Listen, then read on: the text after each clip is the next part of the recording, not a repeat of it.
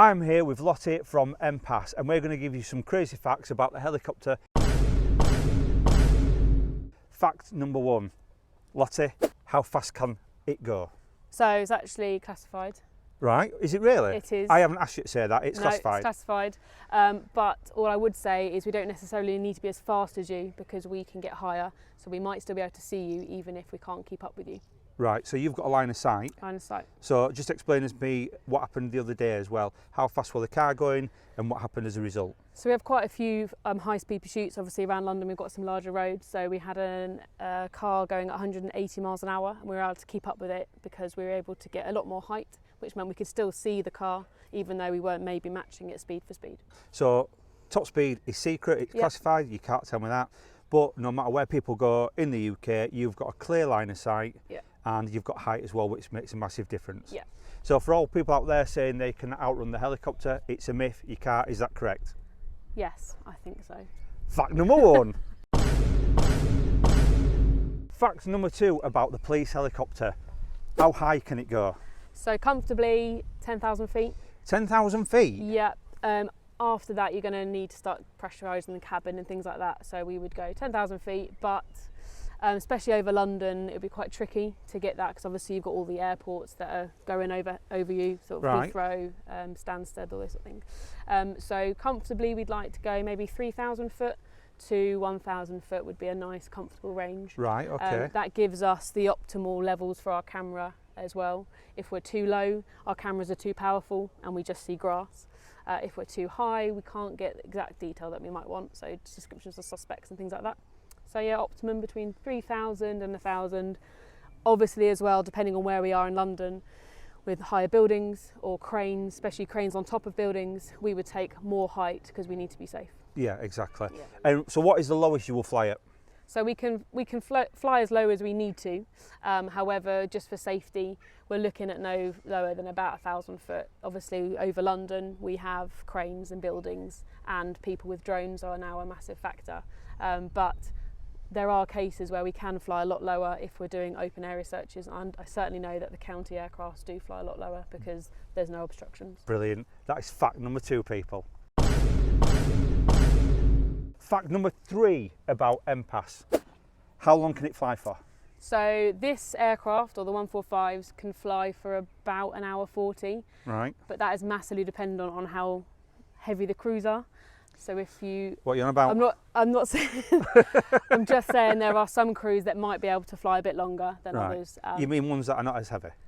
Yeah, tall. People who are tall are heavy. Yeah. So if we have lots of tall people, they might have to take less fuel because they are heavier, which means less fuel, be less flying time. Right. But roughly an hour 40, 2 hours if we push it. Distance-wise? It's hard, you know. So We're in London now, could you get to the coast?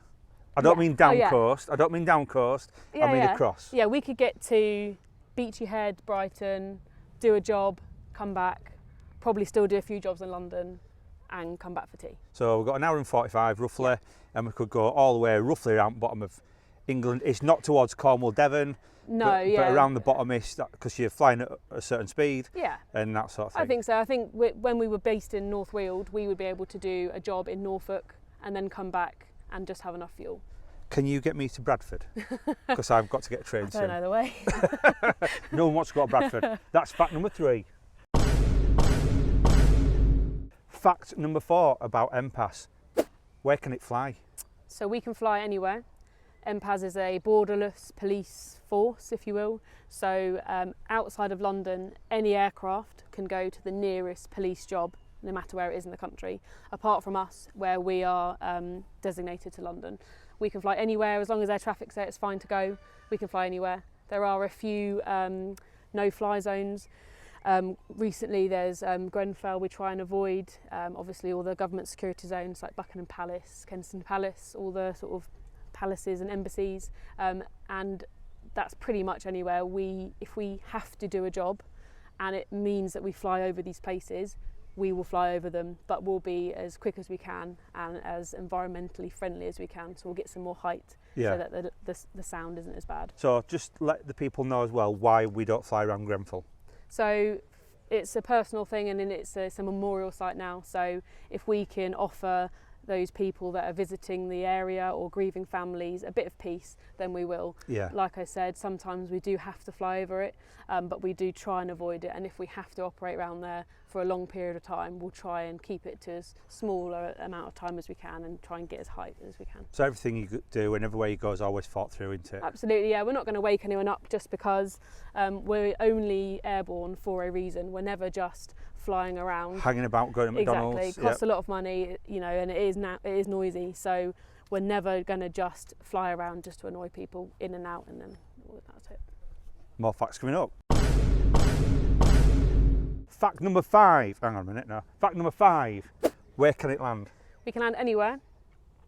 It has to be, I believe, 150 metres long, or an area that, I don't know exactly, it's the pilot thing, but basically where if we land and commit to land, we're not going to then obstruct any buildings if we have to then do an emergency landing.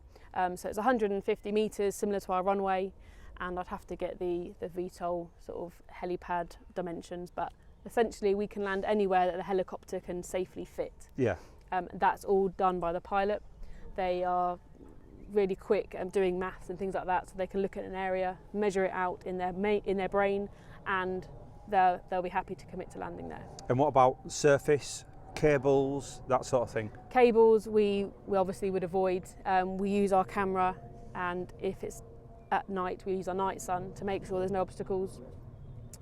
We can land on any surface as long as it's fairly flat. We'll always do a surface check, so before we actually put the skids down, we'll have a look out the windows and think, is it boggy, is it really long grass, and we're actually going to be landing way down and the grass is up here. We'll do a surface check. If the pilot's happy and if everyone else is happy, we'll commit to land, but we can land anywhere. Apart from on water? Apart from on water.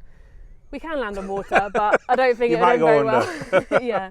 That is fact number 6. 5, no, I won't. 5 on it. 5. That's 5.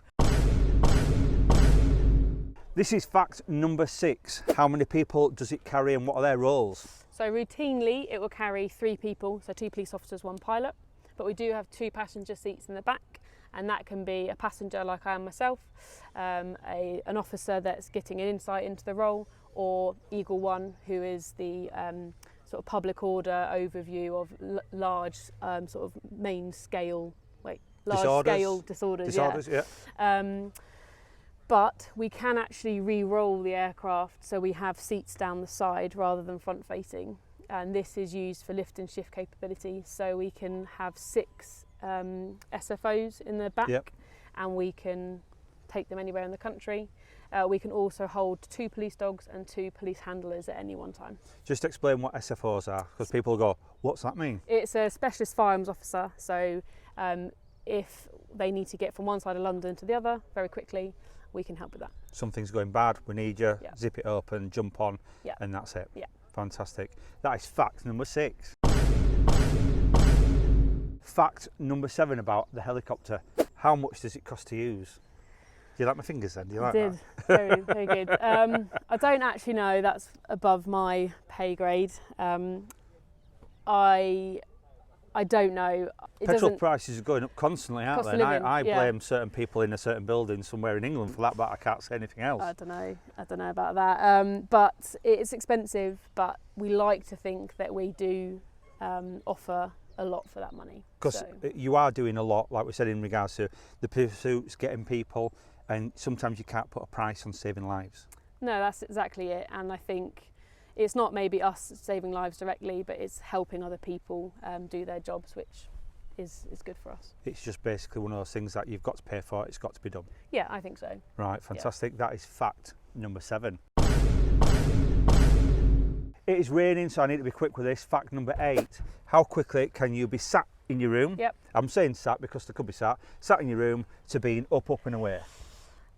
So obviously we run to the aircraft every single time. So what's your run like? Is it a proper like Tom Cruze run or a David Hasselhoff Our thing? skipper runs like Phoebe from Friends, which is great, but the rest of us run normally. Right. We run to the aircraft, we can start up, again depending on the pilot, some take slightly longer and shorter depending on who you are, but we can be up and in central London, which is Charing Cross, in 6.5 minutes. And that's direct from here, so what we'll do is we'll get my cameraman to spin it round and show you where it's going to be over there. Yeah. It looks absolutely stunning. but you could be actually overhead within 6 minutes. 6.5 minutes, yeah. 6.5 minutes. So I'm in a pursuit, shout you up, done and dusted. Yeah. That's very, very good. It's very good. We obviously, when we're airborne, we get to places a lot quicker. So when we are able to, we do try and stay airborne for as long as possible so that we can be ready and in central London for anything that might come out. Here to Croydon or New Addington is probably about 12-14 minutes. So if we're over central London, you're only talking about 4 or 5 minutes. So if we can be over central London for as long as we can, it gives the outer boroughs a bit more coverage, which is what we try and do. But we have to be quite economical about it. Fantastic. That is fact number 8. Near the last one, fact number 9. What qualifications does a pilot need? And don't just say pilot licence, we know that. They do need a pilot licence. They need a certain amount of hours. I'm not entirely sure what it is now because I know it's recently changed, but they need to be able to demonstrate they've flown a certain amount of hours by day and by night. And I think there has to be single captaincy as well, so they can't be like a co-pilot. Yeah. It has to be them on their own. So quite a lot of our pilots around the country are ex-military, and they do sort of fall into our sort of tactical flying, but we do have a lot of civilian pilots as well that have funded their own way through and done various jobs to get their hours up to then qualify here. And again, is it a multi-sex role? It is, yeah. I think we've got one female pilot at the minute. Obviously, I would love to see more female pilots, but I think it's just getting people through the training and getting them all the hours that they need. I think traditionally aviation is maybe more of a male role, but that's massively changing, and it's just now getting a lot more people through the training and getting their hours up so that this becomes available to a lot more people. But yeah, as I said, it is available to anyone. They just need to have that hour, which I think it's like 1,500 hours. And that's a lot of hours. It's quite a lot, especially if you're self-funding. Yeah. And that's a lot of money. So. Fantastic. Yeah. That is fact number 9. Fact number 10, this is the last one. Can it go upside down in a loop-de-loop? Yeah. Can it really? We do it all the time.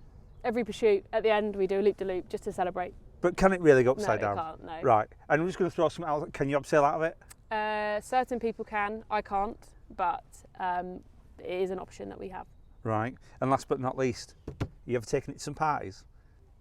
No. Do you want to though? That would be cool. I would like to land in a really fancy hotel and just get out and be like, cheers, well, that's driver. what we're going to say. Where would you like to land it? Oh, Buckingham Palace. Why not? Go to a tea party, chuck the keys back to the driver and go, cheers, mate. See you later. I'll get a cab home. Well, all I can say is, Lottie, thank you very much for your time. I can't just describe what it feels like to be stood here next to it, you know, and you've got the keys to this. Yeah. I'm going to call it a big kid's toy, really, isn't it? Definitely. And they're 10 facts that we've got from the person, the expert themselves. It's Lottie, and we'll go see you next time for some more videos. If you like it, like, subscribe, keep watching, and she's going to be here all year. Hopefully. See you later.